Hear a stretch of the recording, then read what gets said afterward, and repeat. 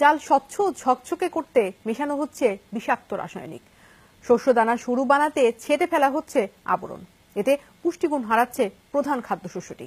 বেশি লাভের আশায় এবং মোটা চালকে মিনিকেট নামে চালিয়ে দিতে অসাধু পন্থা অনুসরণ করছে কিছু চালকল মালিক। কৃষি কর্মকর্তারা বলেছেন, মিনিকেট জাতের কোনো ধান নেই কৃষক পর্যায়ে। নিয়মিত আয়োজন আমাদের খাদ্যে। আজ থাকছে চাল নিয়ে কারসাজির খবর।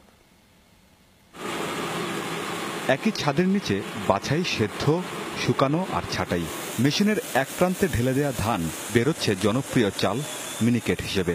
পুরো প্রক্রিয়াটি আগে হাস্কিং মিলে কিছুটা দৃশ্যমান হলেও অটো মিলের যুগে চলছে কঠোর গোপনীয়তায়। চালের জিরো ফিগারের যাত্রা শুরু হয় বয়লার থেকে। ব্রি 28, 29, 39 বা ব্রি 50 জাতের মোটা ধানের খোসা ছাড়িয়ে প্রথমে মেশানো হয় ডিটারজেন্ট বা উচ্চমাত্রার ক্ষার। এতে চাল নরম হয়ে আসে, সুবিধা হয় ছেটে ফেলতে, থাকে না লাল আবরণ।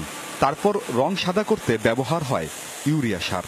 সবশেষে মোম পলিশের নামে আবার রাসায়নিক। স্থানীয়ভাবে এ মিশ্রণ স্যালাইন নামে পরিচিত। বিরি ধান 28 যে ধানটা আছে, এই ধানটা সরু চাল, চিকন চাল। এই চাউলটাই মিলে যখন মিলারে যখন তৈরি করে তখন এই চালটাকে পালিশ করে এটাকে মিনিকেট বলে চালায় দেয়। পুষ্টিবিজ্ঞানীরা বলছেন, ইউরিয়া আর ক্ষার মিশে যাওয়ায় বিষ ঢুকছে মানব শরীরে। আবরণ ছেটে ফেলায় চালে থাকছে না খনিজ আর ভিটামিন। দরিদ্র পরিবারে যারা আগে চাল ভাত খেয়ে সুস্থ থাকতো, তাদের কিন্তু ভিটামিনের অভাব দেখা যাচ্ছে। সেই ভিটামিনগুলো আমরা চাল থেকে সরিয়ে ফেলছি। বাজারে মোটা চাল যেখানে 32 থেকে 35 টাকা, সেখানে মিনিকেট বিক্রি হয় 45 থেকে 55 টাকায়।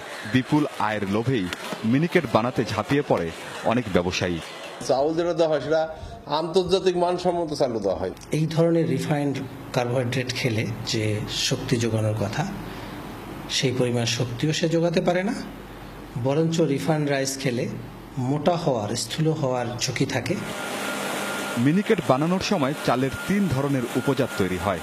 এর একটি থেকে হয় তেল আর বাকি দুটিতে পশুখাদ্য। আমিন বাবু, যমুনা নিউজ।